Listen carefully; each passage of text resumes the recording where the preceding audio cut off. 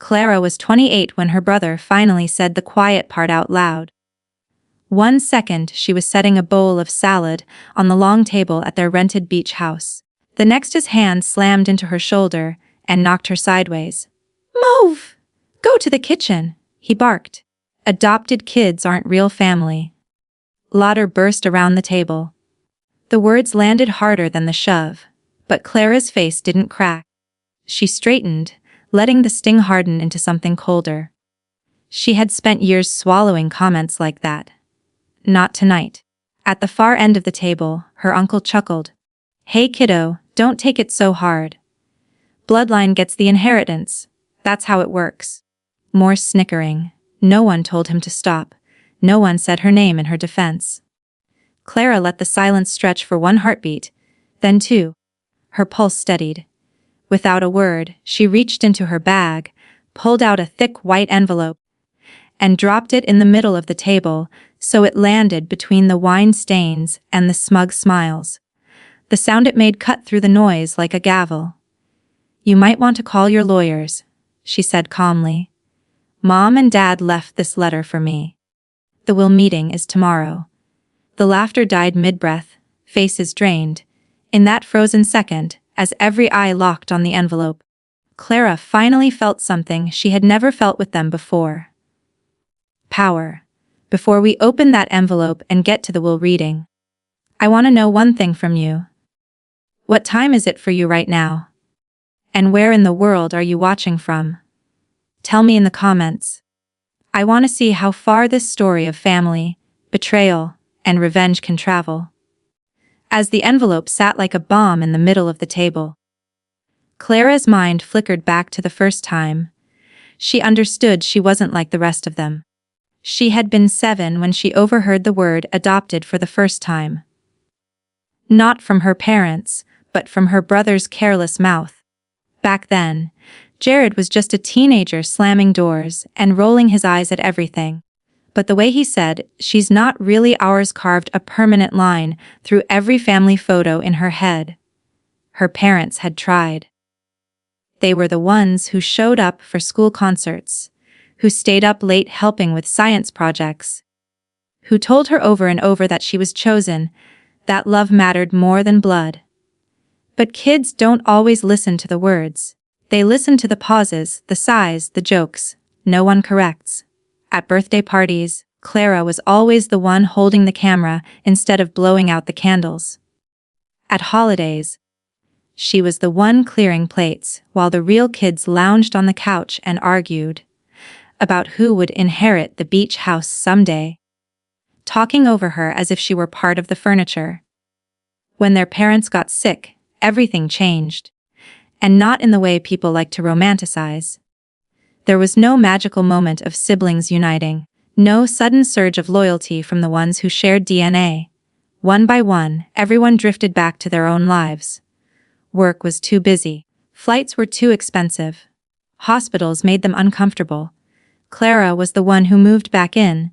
She started setting alarms for 2 a.m. and 4 a.m.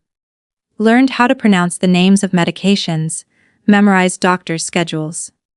Some nights when the house finally went quiet, she would sit on the floor of the laundry room, phone in her hand, recording voice memos she never intended anyone to hear.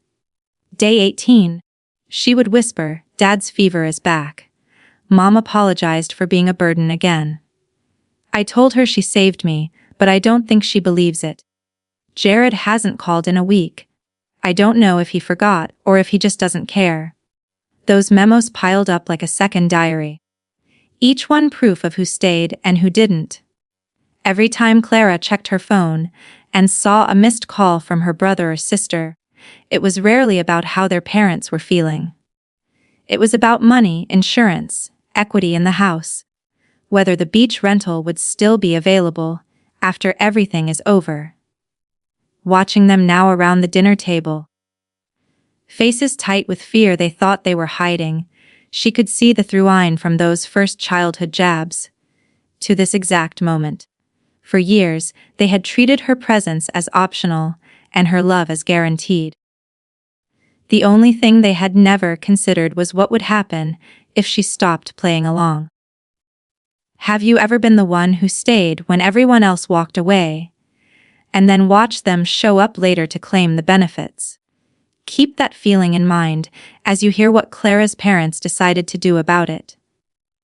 The months before that dinner were not just about exhaustion. They were about choices that would quietly decide everyone's future. While hospital machines beeped and oxygen tanks hissed in the background, Clara learned to read the language of decline. How a slight change in her father's breathing meant a bad night coming. How the way her mother gripped her hand tighter meant there were things left unsaid. Her siblings visited, but always on their own terms. Jared would breeze in wearing the same cologne he'd had since college, toss out a few jokes to make the nurses laugh, then pull Clara aside to ask, "So, what did the lawyer say about the estate? Are we going to have to sell the beach place?" He never asked how many nights she'd slept in a plastic chair. He never asked about the bruises on her arms from catching their father when he stumbled. Lily, her sister, texted articles about grief and self-care, but somehow never managed to find time to take a night shift so Clara could rest. When she did appear, it was often with a shopping bag in her hand and a strained, guilty smile. "I can't stay long," she would murmur. "Already checking the time. I've got this networking thing, but hey, maybe once the house sells and things calm down, we can take a trip. You'll need a break." One afternoon, Clara walked into the garage and found Jared on the phone pacing next to their father's old fishing boat. "Yeah, man. It's basically just sitting here. He was saying we could let it go cheap just to clear some space. Dad won't be using it again." Clara stood in the doorway until he noticed her. When their eyes met, he hung up annoyed. "Relax," he said. "I'm just exploring options. You're not the only one thinking about the future." She said nothing, but she took a picture of the boat that day. Later, when it vanished from the garage, and the money never made it into any shared account, she saved the photo in a folder on her phone labeled receipts. Her mother noticed everything. One night, when the house was dim and the television muttered softly in the background, she asked Clara to sit on the edge of the bed. Her voice was thin, but her eyes were sharp. "You know we love all of you," she said. "But love isn't the same as effort. You've carried more than any of them." Clara opened her mouth to protest, but her mother squeezed her hand. "Your father and I changed the will," she whispered. "There's a letter for you for after." Clara's chest tightened. "I don't want anything," she blurted out. "I just want you to get better." Her mother smiled sadly, the kind of smile people reserve for impossible wishes. "Getting better is not the point anymore," she said. "Doing what's right is when the time comes. You'll understand. And you'll need to be brave." The envelope appeared a week after her father's funeral, delivered by the family lawyer with a look that said more than his words ever could. It was sealed with her parents' initials, and a neat, precise script on the front, for Clara to be read before the formal reading. She didn't open it right away. Instead, she tucked it into the drawer next to her bed, and went back to the exhausting work of closing accounts, canceling appointments, and pretending not to hear her siblings' increasingly frantic questions about property, pensions, and liquid assets. Every voicemail they left sounded less like grief and more like panic. By the time the beach house dinner rolled around, Clara had read the letter enough times to know every line by heart and to feel the weight of the decision her parents had placed in her hands. They had not just written a will, they had written a verdict. The envelope on the dinner table wasn't just paper. It was evidence. It was judgment. It was years of her being invisible, compressed into a few legal pages that would finally say out loud what everyone had tried to ignore. When you think about your own family, who would the letter like that be written for? The ones who showed up, or the ones who only called when there was something to gain? The funeral that came before all of this should have been about closure. But for Clara, It felt more like a test. She already knew most of her family was going to fail. The family chose the beach because it was symbolic.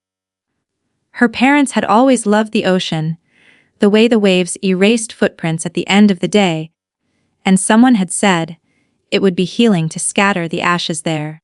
Standing in a black dress that no longer fit quite right from months of stress and hospital food, Clara watched guests filter in with casseroles, flower arrangements, and carefully practiced sad expressions.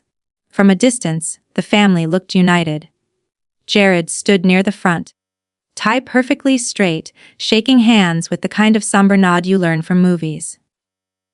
Lily moved through the crowd, hugging relatives tightly, eyes filling with tears at exactly the right moments, a tissue always ready. To an outsider, they were the grieving children doing everything right. But if anyone had bothered to look closer, close enough to see the way Jared's jaw tensed when people mentioned medical bills, or how Lily's fingers kept dipping into her bag to check her buzzing phone, they would have seen something else. Calculation under a thin coat of grief. During the service, Clara sat between them, shoulders tight, listening to stories about her parents' generosity. People talked about how her mother used to slip grocery money into neighbors' pockets, how her father always showed up with tools when someone's sink broke or fence collapsed. No one mentioned the endless nights Clara had spent in hard plastic chairs, the quiet financial decisions made at the kitchen table when her parents realized they might not have as much time or as many truly present children as they'd hoped. No one mentioned the shift that happened when Clara moved back in and the others moved emotionally out. When the pastor finished speaking and the ashes ceremony ended, the crowd drifted toward the food, forming little clusters. Old friends in one corner, distant cousins in another, co-workers in a third. Clara stepped toward the edge of the deck to catch her breath, her hands still trembling from holding the urn moments earlier. Behind her, voices rose and fell, and grief slowly morphed into something more familiar: gossip. The house alone must be worth a fortune. One cousin whispered just loud enough for her to hear. And don't forget the investments, another replied. They were always smart with money. I heard they met with their lawyer last year. Clara's spine stiffened. She heard Jared's voice cut through, lowered, but not low enough. Yeah. It's complicated, he was saying to a small knot of relatives who leaned in eagerly. We're talking to the lawyer. We'll figure out what needs to be sold. The beach place, the main house, maybe the boat. There's a lot to sort out. Clara's been handling the paperwork, but we'll make sure it's fair. That word fair tasted poisonous. Fair would have been someone else taking even one night shift at the hospital. Fair would have been them missing a meeting or a party to sit beside their father's bed while he cried from pain he was too proud to rate above a 5. Fair would have been them correcting their uncle years ago when he first joked that she was lucky to be here at all, because she was adopted. Instead, here they were performing grief for an audience while quietly mapping out the division of property like generals planning a campaign. During the wake that followed, the mismatch between image and reality became impossible to ignore. Plates of food sat half-eaten as small knots of relatives leaned in close to trade half, formed rumors about trusts and retirement accounts. A few people approached Clara to ask if she was holding up okay, but their eyes kept sliding past her toward Jared and Lily, as if the real answers were with the biological children. Some asked vague questions about what comes next, hoping she would accidentally reveal numbers. She gave polite, short answers and watched their faces fall when she didn't hand them a script. From the far side of the room, she saw Jared and Lily huddled with their uncle, heads bent together, voices low but intense. Every now and then, one of them would glance toward her, then quickly look away. The way someone glances at a locked door they fully intend to kick down later. Their uncle gestured sharply at the ceiling, then at the floor, clearly talking about houses, equity, dividing things up logically. No one in that little circle looked particularly broken by loss. They looked worried about being cut out of something they believed they owned by default. That was the moment Clara truly understood what her parents had done. When they put that sealed letter in the lawyer's hands, they had not just updated paperwork. They had written a verdict on years of behavior no one thought would ever matter. The envelope waiting in Clara's drawer back home wasn't just a secret. It was a scoreboard, standing there at the wake. Watching her siblings practice their grief for the crowd while calculating their future behind her back, she realized her parents had seen this exact scene coming. They had known their deaths would expose every crack the family tried to plaster over with holiday photos. They had chosen one person to hold the evidence of what everyone had really done when it counted. If a stranger had walked into that wake and seen Clara standing alone near the deck while her siblings strategized with the uncle who joked about bloodlines, who would they have believed deserved the inheritance? The ones clinging to their DNA, or the one who had actually wiped her parents' tears and cleaned their blood off the bathroom tiles at 3 a.m? Back at the beach house dinner, minutes after the envelope hit the center of the table, the performance her family had been perfecting for months finally started to crack. For a heartbeat, no one moved. The only sounds were the distant crash of waves, the faint sizzle from the grill, and the uneven breathing of people who suddenly realized they weren't in control of the narrative anymore. Then everything erupted at once. "What is that supposed to mean?"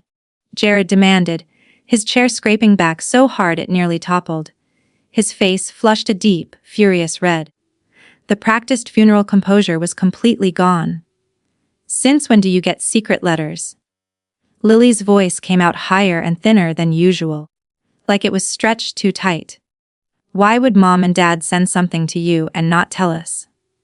Her fingers, still manicured from the funeral, twisted the napkin in front of her into a tight knot. Clara didn't sit down. She liked the new vantage point of looking down the table instead of up it. "They did tell you," she said, letting her voice stay calm even as heat rose in her chest, "just not in words you listen to." As Jared's hand shot toward the envelope, she slid it closer to herself with a small controlled movement. "Don't," she warned quietly. "You don't get to touch something they trusted me with." Her uncle tried to smooth things over with a laugh that didn't quite land. "Come on, kiddo. You're scaring people," he said, raising his hands in what he must have thought was a calming gesture. "We're family. Whatever it is, we can sort it out together like we always have." Clara turned her head and met his eyes. "You said bloodline gets the inheritance," she reminded him, her voice still even. "You sure you want to talk about together? Now that you think you might be on the wrong side of the paperwork?" A low murmur rippled around the table. Phones that had been out earlier for sunset photos and food shots were now held closer to laps, quietly recording. Some cousins leaned forward with eyes wide, sensing something bigger than ordinary family drama. Others suddenly found great interest in their plates, unwilling to be caught obviously taking sides. "You're being dramatic," Jared snapped, seizing the opening. "If this is some guilt trip, because you did the boring paperwork, and we didn't, that's not going to fly. We all lost our parents. Clara, you don't get a special prize for it." There it was, the rewritten history he'd been rehearsing in his head, where everyone's effort magically balanced out once the estate came into view. Clara tilted her head slightly, almost as if she were studying a stranger. "Really?" she asked softly. "You all lost them? Where were you when Dad fell in the shower and I had to drag him out of the tub by myself? Where were you when Mom apologized for breathing too loudly at night because she thought she was keeping me awake? Where were you when you sold his boat behind his back and told your friend to keep it off the books?" The color drained from Jared's face, so quickly it was almost impressive. "You don't know what you're talking about," he stammered. "That wasn't your twisting things. I was just trying to handle. I have the photos." Clara cut in, her voice still level but edged with steel. "I have the dates. I have the texts where you wrote Clara will handle the emotional stuff. I'll handle the money, lol. And the ones where you told your friend to just Venmo me. Don't put it in anything official. Do you want me to read them out loud now? Or should we save that for the lawyer tomorrow?" A soft gasp went around the table. Lily looked between them, panic spreading across her face like a stain. "Okay, everyone. Can we just calm down?" she said, her voice shaking now. "This is getting out of hand. We're at dinner. People are watching. The neighbors can probably hear." "Good," Clara replied. "They should hear. They watched me load Mom into the car at 4 in the morning. They watched me come home with hospital bracelets still on my wrist. They watched you show up late with coffee and leave early for drinks. Maybe it's time they watched the rest of the story instead of just your highlight reel." She reached into her pocket, unlocked her phone, and tapped the screen. A familiar voice filled the air, thin, tired, but clear enough to cut through every whispered excuse. Her mother's voice. "If you're hearing this," the recording began, making the entire table flinch. "It means we weren't brave enough to say this out loud while everyone was still pretending. Clara, you are the one who stayed. Don't let them make you feel small for that. We know what each of you has done." The words hung there, impossible to push back into silence. Jared lunged across the table for the phone, but two cousins, acting on reflex and morbid curiosity, grabbed his arms just enough to slow him down. No one wanted the recording to stop. Lily stared at the device like it might catch fire. "You recorded, Mom," she whispered. Horror and fascination tangled together. "She recorded herself," Clara answered.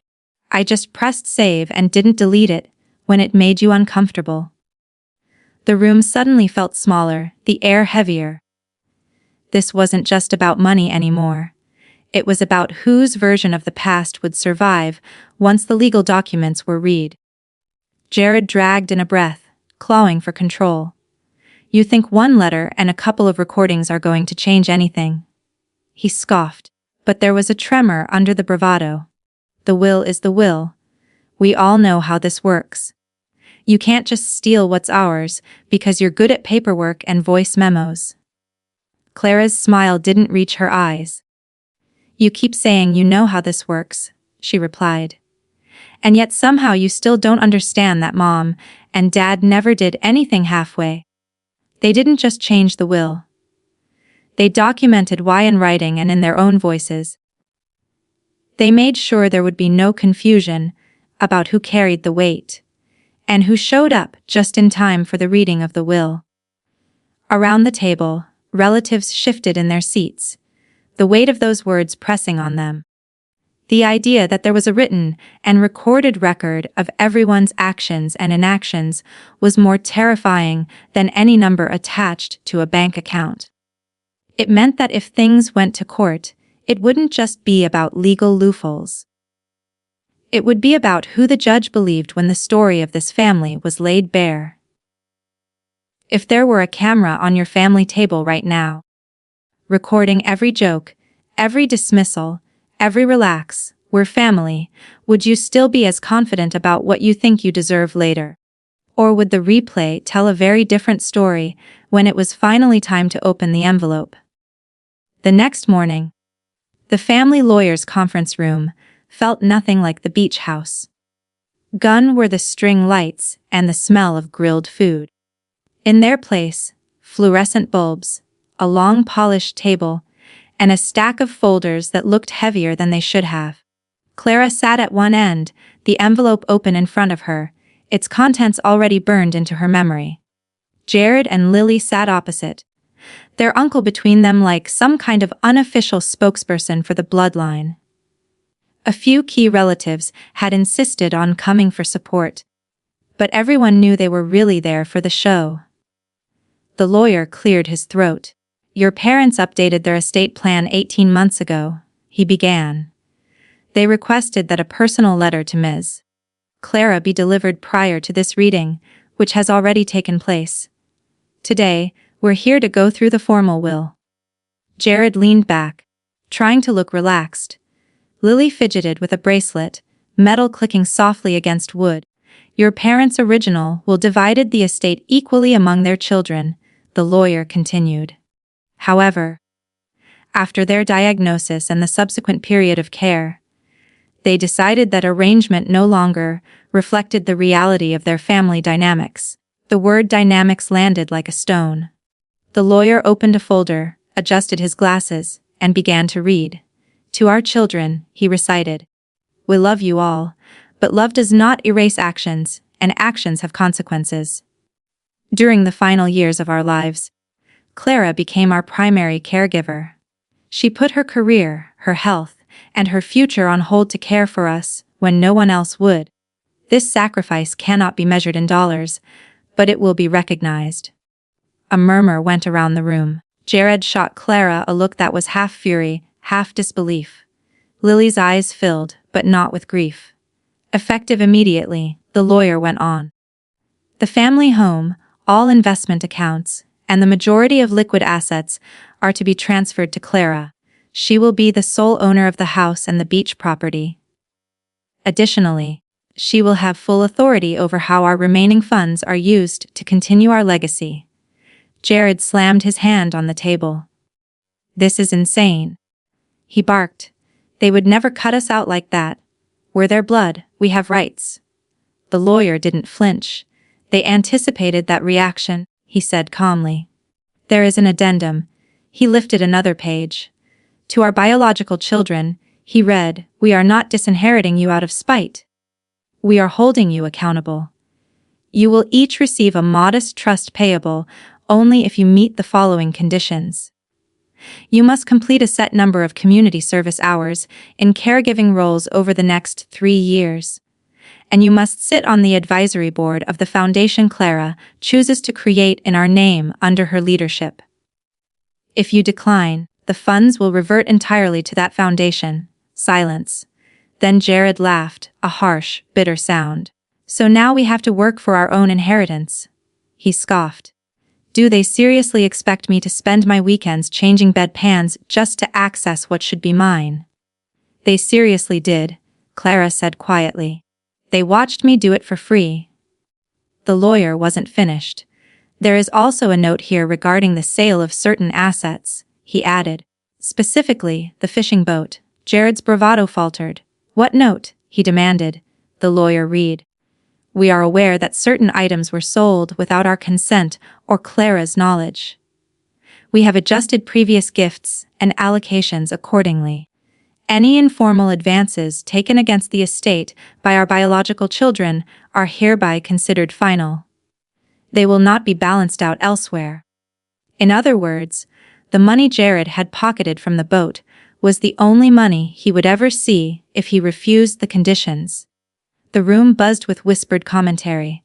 Cousins exchanged looks, some shocked, some grimly satisfied. The uncle who had joked about bloodlines avoided Clara's eyes altogether. You could challenge this, he muttered to Jared. What can argue undue influence? She was alone with them. She could have pushed them into it. Clara leaned forward, her voice steady. Go ahead, she said. Take it to court. Then we get to play the recordings, the voice memos, the messages where you talked about dumping responsibility on me, the texts about selling the boat, the nurses' testimonies. You really want a judge to hear all that? For the first time, Jared's anger cracked into fear. He looked at the lawyer, at the papers. This is blackmail, he whispered. No, Clara answered. This is consequences. She wasn't gloating. Not exactly. The satisfaction she felt was sharper than joy, closer to justice. Her parents hadn't asked her to forgive. They had asked her to be brave. And brave in this room meant not backing down. When the people who had dismissed her pain finally felt some of their own. If your parents had left a will that rewarded effort instead of blood, would that help your family or blow it apart the way this one was unraveling right now. In the months after the will reading, the story didn't end, it changed shape. The beach house, once the backdrop for family vacations and passive-aggressive comments, became quiet under Clara's control. She walked through it room by room, deciding what to keep, what to donate, what to sell. Every decision felt like a line drawn between the life she'd been forced into and the one she was finally allowed to build. With the lawyer's help, she set up the foundation her parents had envisioned. It focused on support for family caregivers, people who, like her, had put their own lives on hold to take care of someone else. Grants paid for respite care, therapy, and legal advice. The board met once a month in the very dining room where her brother had shoved her away from the table. At the head of that table now sat Clara. The seats at the sides were technically reserved for Jared and Lily, should they choose to fulfill the conditions tied to their trusts. For a while they stayed empty. Word had spread about the will, and not in the way Jared had hoped. Friends who had once laughed at his jokes about milking the inheritance now avoided eye contact. A few reached out to Clara privately, apologizing for the times they'd gone along with the bloodline jokes. Others simply faded from the family group chat, unwilling to pick sides out loud, but quietly adjusting their loyalties. Jared tried to fight back at first. There were angry emails, then colder, more carefully worded ones, clearly written with a potential judge in mind. But each time he spoke to an attorney, the answer came back the same. The will was solid. The evidence, if dragged into court, would not make him look like a victim. Eventually, the email stopped.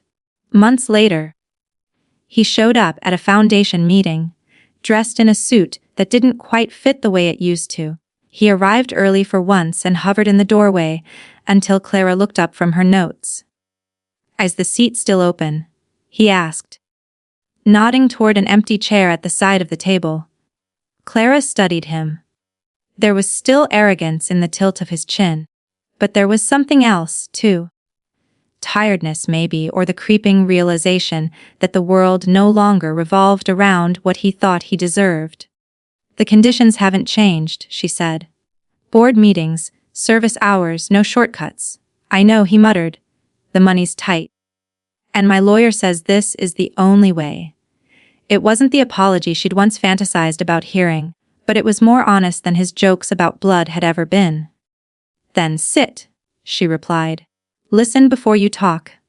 Lily arrived a few meetings later. Her fall had been quieter, lost opportunities, strained friendships, a creeping awareness that the invitations she used to take for granted were no longer arriving. She didn't argue when Clara handed her the volunteer schedule for the caregiving center the foundation partnered with. The first time Lily helped an exhausted stranger fill out forms for hospice care, she came home and cried. Not the pretty camera-ready tears she'd been so good at displaying at the funeral, but raw, messy sobs that had nowhere to go. Clara didn't rush to comfort her. She didn't twist the knife either. She let the work do what it was supposed to do. Confront them with the reality they had refused to see when it was their own parents lying in the hospital beds. Revenge, Clara realized, didn't always have to look like someone losing everything and walking away alone. Sometimes it looked like forcing people to sit with the consequences of their choices over and over until the story they told themselves no longer matched the truth. The trusts would only pay out if Jared and Lily completed the full term of service and board work.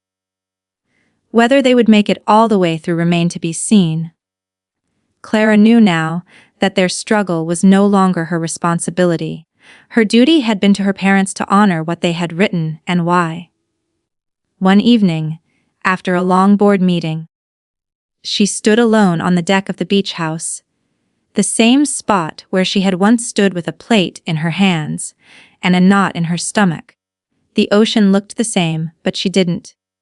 The girl who used to brace for impact every time someone made an adopted joke had been replaced by a woman who understood exactly how much her presence had mattered. She thought about other people watching this story play out on a screen somewhere. People who had been shoved aside at their own family tables. Told in 100 different ways they were less than. You don't have to wait for someone else to write your worth into a will. She thought you can start acting like it's already true. If you were in Clara's place, would you have done what she did? Let the will stand. Make them work for every dollar, and build something that outlived all the petty cruelty? Or would you have taken the easy way out? Split everything equally, and pretended the years of disrespect never happened? Tell me in the comments which ending you believe is real justice in a family like this, and whether bloodline alone should ever be enough to decide who gets the inheritance.